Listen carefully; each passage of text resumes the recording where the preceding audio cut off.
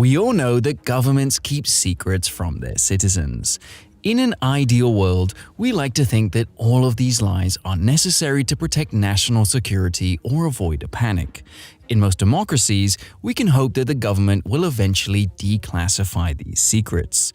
The US government has plenty of secrets of its own, and thankfully, it has a relatively good record of declassifying material when it no longer poses a risk to security.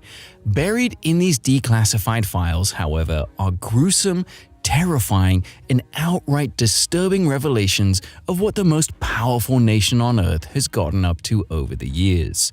Today, on A Day in History, we're looking at some of the worst and weirdest secrets revealed by declassified documents. If you're interested in topics like this, check out our other videos looking at the secrets of the CIA or the actions of other governments like Soviet Russia and Nazi Germany. You can The US government has developed some of the most advanced and dangerous technologies in the world. Among these, few are more infamous than the atomic bomb. It's no surprise then that the US invested a great deal of effort into researching the effects of radiation.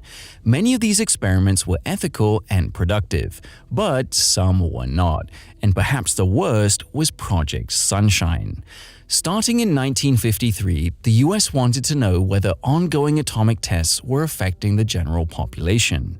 The Atomic Energy Commission debated over how they could investigate such a sensitive subject, and eventually settled on a grim solution.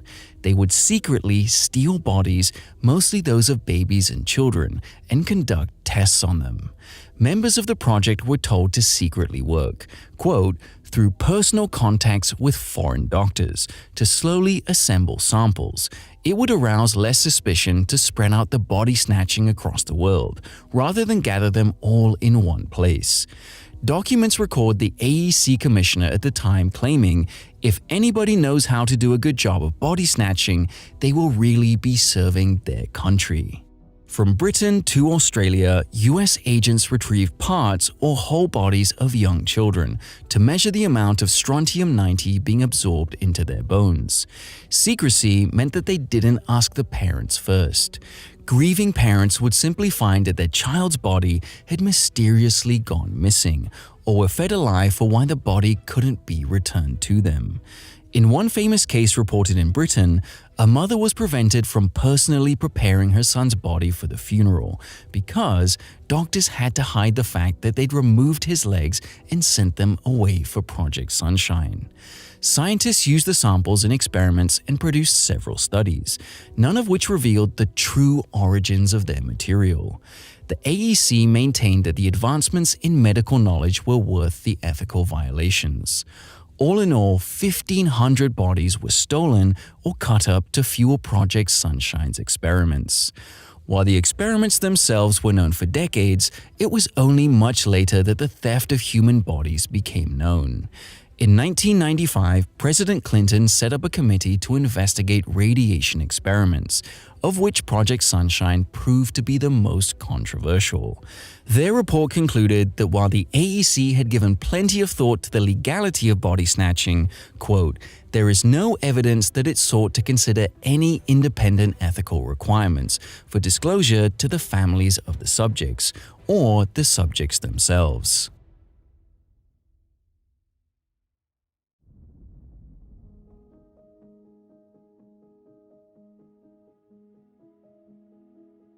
Sunshine was just one unethical medical experiment undertaken by the US government. Perhaps the most dubious of all was the infamous Tuskegee experiment. This experiment ran for 40 years, between 1932 and 1972. The US Public Health Service, PHS, and the Center for Disease Control and Prevention, CDC, partnered with Tuskegee University to observe the effects of syphilis on 600 poor black sharecroppers from rural Alabama.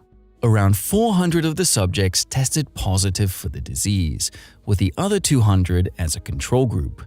The black farmers were seen as a powerless group who were unlikely to have the education or resources to cause problems, and they were unlikely to move away, so they made for a good long-term prospect for study. The victims were told they were participating in a simple medical study and were never told that they had syphilis. If the illness was impossible to hide, the victims were told that they had bad blood, a bogus term used to hide real medical issues. Documents revealed that there was no concern over the racial dynamics of picking an entirely black population to experiment on. Syphilis can be a dangerous disease with a range of life-changing or fatal complications. However, it was already highly treatable with penicillin by the early mid-20th century. The researchers could have cured the participants at any point, but refused to. Not only that, they told participants not to seek any other medical treatment, as it could affect the study. By 1948, 140 of the patients had died, many of them from complications of syphilis. Nevertheless, the experiments continued. Participants were invited to annual checkups for decades, where researchers analyzed the progress of the disease while pretending to be doing normal medical tests. The study continued, and every year more participants would die from the disease. In 1958, the researchers had the audacity to give surviving participants a certificate, quote, "in grateful recognition of 25 years of service in the Tuskegee Medical Research Study." By 1968, 35 years after the start of the experiment, just 89 participants were still alive. A review of the experiment that year acknowledged its unethical nature, but insisted that its data was too valuable. At least 130 participants had died from syphilis or related complications by then, but the real number was certainly higher, since not every participant's body was examined. Most of the survivors had health problems like high blood pressure that were linked to the untreated syphilis. Despite the deception and death, the project continued until summer 1972, when a whistleblower called Peter Buxton leaked the experiment to the Associated Press. The story prompted huge public backlash, especially from the African American community. The experiment officially ended in November 1972, and various government agencies spent years reviewing the documents. New regulations and oversight committees were established to ensure nothing like it ever happened again. But many felt it was too little, too late. Almost 90% of the victims were already dead. The Tuskegee experiment was a startling display of racial discrimination and government deception, which still casts a dark shadow. To this day, it's a major reason for the distrust of government and medical science among African Americans. In recent years, the memory of Tuskegee was cited as a reason for low vaccine uptake among Black Americans during the COVID-19 pandemic.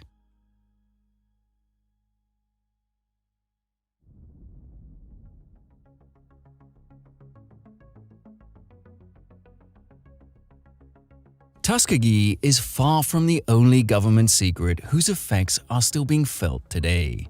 Questions have long been raised over the events leading to the US invasion of Iraq in 2003, and whether the government lied about its claims that Iraq possessed weapons of mass destruction. Throughout 2002 and 2003, the US and UK claimed to have uncovered mounting evidence of Iraq's secret nuclear weapons program. The smoking gun in these allegations were a set of documents, supposedly showing that Iraq had been secretly attempting to buy massive amounts of uranium from Niger. Niger was one of the world's biggest supplies of uranium, and both the US and UK governments pointed to this as concrete proof of Iraq's sinister intentions. However, all was not as it seemed. On March 7th, officials from the International Atomic Energy Agency reviewed the documents and quickly concluded that they were false. There were many signs that the documents were forged, ranging from sloppy formatting to the most basic facts being wrong. For example, the amount of uranium that Iraq was supposedly asking for was an unreasonably high amount for Niger to move in the first place, let alone to move secretly. Most egregious of all, the documents named some high-level Nigerian officials who were not actually in those positions when the documents were supposed to have been made. The forgeries were so blatant that one IAEA official claimed that they could be spotted by someone using Google on the internet. How did the most advanced intelligence agencies in the world get deceived by such sloppy fakes? The real question might be, were they ever deceived at all? Other documents showed that the US was working closely with the UK on a global propaganda campaign to drum up hostility to Saddam's regime. Granted, that might not have been hard to do. Saddam was an awful dictator, but it was clear that the US and UK were paving the way for war long before the Niger documents arrived. Many believe that the documents were forged by the US to act as the last push to justify an invasion. Even though the documents were debunked, the headlines about the allegations were much louder and more numerous than the truth. Less than 2 weeks after the documents were exposed, the US-led coalition invaded Iraq, beginning a war that would drag on for years and cost tens of thousands of lives. Worse still, US forces never found the stockpiles of WMDs and weapon construction facilities that they claimed would be there. Later, the man in charge of leading the US teams set up to investigate WMDs admitted to Congress that we were almost all wrong. While chemical weapons that violated UN regulations were indeed found, it is undeniable that most of the US government's claims proved to be false. As these leaked documents show, we have to ask if the government already knew that.